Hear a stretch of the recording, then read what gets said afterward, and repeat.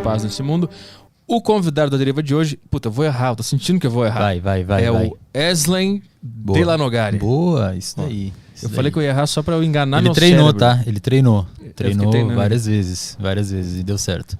Petri, Caio, obrigado pelo convite, fico muito feliz de estar aqui. Espero que a gente consiga trocar uma ideia aí e levar uma informação pra galera que tá assistindo. E obrigado ao Felipe também.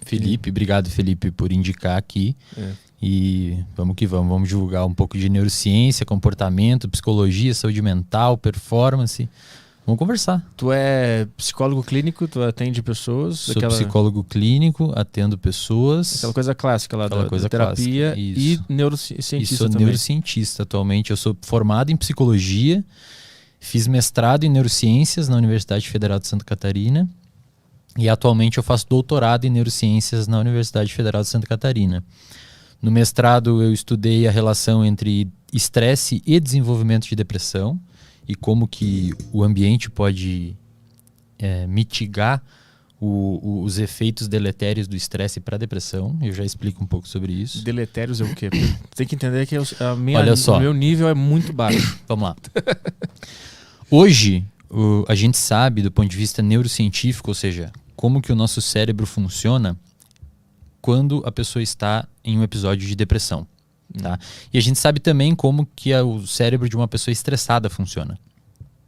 E hoje a gente descobriu, isso já é muito bem caracterizado na literatura científica, nos artigos científicos, em revistas científicas, que uma pessoa com depressão, ela tem o organismo dela e o cérebro dela reage de forma quimicamente muito semelhante a uma pessoa que está em estresse crônico. Ou seja, uma pessoa... Não é aquele estresse que você surta, mas é sempre uma preocupação, é sempre uma reatividade emocional às situações do dia a dia. Então você fica muito explosivo às vezes, ou você fica muito incomodado com coisas que antes você não ficava. Esse padrão de comportamento, hoje, é o principal... Isso aqui muita gente não sabe, mas o estresse hoje é o principal fator de risco para o desenvolvimento de depressão. Porque ele fica vindo tipo em doses pequenininhas. Exatamente. Não tão pequenas, porque em doses pequenas ele é protetor. Foi o que eu vi no meu mestrado. O que eu fiz?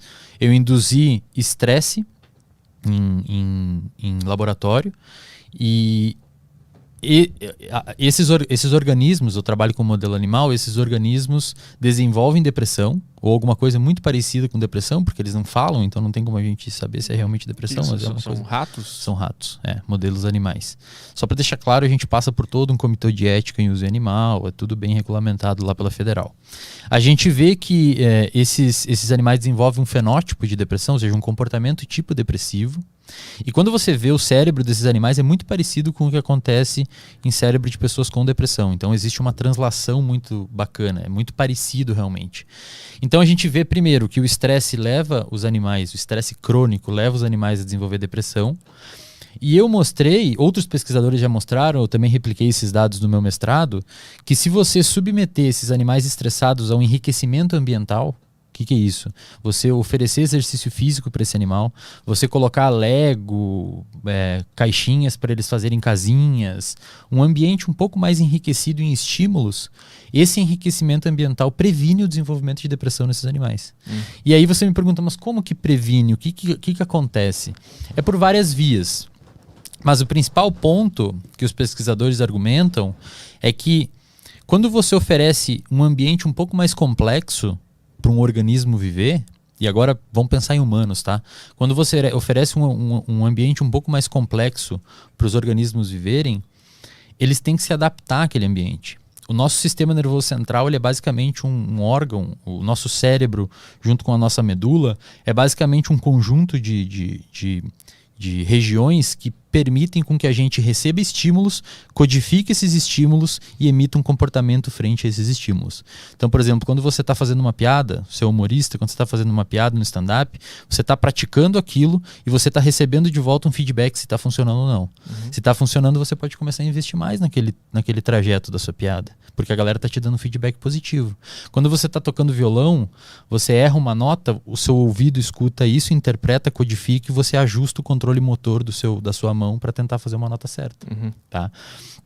Então, você submeter um organismo a um ambiente um pouco mais enriquecido é um pouco estressante, porque você tem que lidar com essas situações. E esse pequeno estresse, em pequenas doses, protege o animal para um estresse futuro. É mais ou menos aquela pessoa que se virou muito na vida, desde cedo, e na idade adulta ela é muito resiliente. Dificilmente alguma coisa abala ela. Então, os pesquisadores chamam isso de inoculação ao estresse. Inoculação é um processo que ocorre, por exemplo, quando você faz uma vacina. Você inocula o vírus e injeta ele em você para que seu corpo não seja afetado pelo vírus. Com o estresse acontece a mesma coisa. Se você se submete a situações pequenas de estresse, desde ali, depois dos, 12, 14 anos, você consegue começar a ficar protegido para os estressores do futuro e o seu organismo meio que consegue ficar mais forte frente a eles. E foi o que eu mostrei. Eu mostrei então que se você protege os animais com pequenas doses de estresse antes, um estressor futuro é incapaz de gerar depressão nesses animais. Mesmo que seja um estresse muito potente? Mesmo que seja um estresse muito potente. Inclusive, quando eu fui publicar meu artigo, foi uma das críticas dos revisores. Quando você vai publicar um artigo científico, você manda para uma revista científica e outras profissionais da área da ciência avaliam o seu artigo e descem o pau nele. Fala isso aqui, por que isso, por que isso, por que isso, por que isso. E os caras falaram para mim isso. Eles falaram, por que você usou um estresse tão grande? E aí eu tive que responder o cara, expliquei para ele o porquê, fiz toda uma carta-resposta. O artigo foi aceito, está publicado hoje, depois eu posso deixar aí nos comentários do vídeo. E a gente mostrou então que se você submete ou você enriquece o seu ambiente, a chance de você desenvolver uma depressão por meio do estresse é menor. E isso a gente pode translacionar hoje para a pandemia. A pandemia é um estressor muito grande. Então aquelas pessoas que, por exemplo, já lidaram muito antes com viver sozinhas, que nunca foram tão dependentes de contato social, hoje podem estar protegidas. Né? Então isso eu estudei no mestrado. Aí no doutorado eu fui estudar estou fazendo doutorado, tô terminando meu doutorado em neurociências e hoje eu estudo o efeito de dietas hipercalóricas, ricas em gordura e açúcar no desenvolvimento de depressão e perda de memória. É uma parada muito louca, assim, mas há algum tempo já se sabe que se você tem sobrepeso ou obesidade, e principalmente se você tem diabetes tipo 2, que é aquela diabetes que você não é aquela. A diabetes tipo 1 é uma diabetes que quando você é pequeno, seu sistema imunológico enlouquece e ataca as células do seu pâncreas, que é o lugar que secreta insulina. E aí você fica diabético. Você não secreta insulina, que é o hormônio que vai lá na sua célula, abre a célula para entrar glicose. Aí a glicose, o açúcar no sangue, fica no sangue ali e você é diabético. A diabetes tipo 2 é uma diabetes que você adquire. Então, se você é uma pessoa muito sedentária e come muito açúcar ou gordura também aumenta a chance de desenvolvimento de diabetes. Mas todas as gorduras ou aquelas gorduras boas de abacate, não, amendoim? Gorduras saturadas. As ruins aquelas. Exato, fritura e tudo mais. E principalmente frutose, não de fruta, tá? Não de fruta. A frutose que eles chamam de xarope de milho rico em frutose, que tem em bebidas de refrigerante, Coca-Cola e tudo mais. Agora a Coca-Cola vai xingar vocês aqui que a gente está falando da Coca-Cola. A gente já se sabe há muito tempo que o consumo desse tipo de alimento leva você, aumenta a probabilidade drasticamente se associado a um sedentarismo de você desenvolver diabetes tipo 2. Então o seu corpo meio que ele não aguenta o tranco. Você vai ali, o seu pâncreas consegue secretar insulina, é eficiente em secretar insulina no início. Você come uma bomba de açúcar doce todo dia, o pâncreas vai lá, não, vamos lidar com essa bomba de açúcar aqui, vamos botar na célula e vamos usar. Só que com o tempo ele fala assim, cara, você tá de sacanagem comigo, você tá comendo isso daí todo dia, vou parar de trabalhar.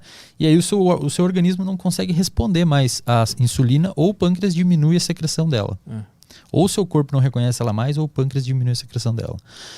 E se viu que pessoas com diabetes tipo 2, isso já na década de 90 já se sabe, em estudos epidemiológicos, que você faz estudos com um grande grupo de pessoas. Você olha, sei lá, a população de 200 mil pessoas, vamos ver o que um tem e o que essa mesma pessoa que tem essa doença tem também, para ver se a gente acha alguma coisa que coexista na mesma pessoa. E depois a gente vê se tem relação. Na década de 90, se descobriu que pessoas com diabetes tipo 2 têm uma maior chance de desenvolver doença de Alzheimer, que é uma doença neurodegenerativa caracterizada por perda de memória. Por que é neurodegenerativa? O nosso cérebro ele tem células. como qualquer outra região do corpo. Só que as células do nosso cérebro são células muito funcionais e muito especializadas. A gente chama elas de neurônios. Não são só neurônios que tem no cérebro, tem as células também da glia. Mas vamos focar nos neurônios, que são as células funcionais, as que fazem eu esticar a mão aqui para conversar, eu fazer movimentos e tudo mais. Essas células do nosso cérebro, elas consomem glicose também, e a insulina atua nessas células. Então, lá na década de 90 se descobriu que pessoas com diabetes tipo 2 que têm problema com secreção e ação da insulina no corpo, tem aumento da chance de desenvolver Alzheimer. O Alzheimer é uma doença que mata esses neurônios ou eles começam a perder drasticamente a sua funcionalidade até que eles começam a morrer. E mais recentemente, nos anos 2005, 2006, se descobriu que pessoas com diabetes, na verdade pessoas com aumento do açúcar no sangue, independentemente se tem diabetes ou não, tem uma chance aumentada de desenvolver Alzheimer.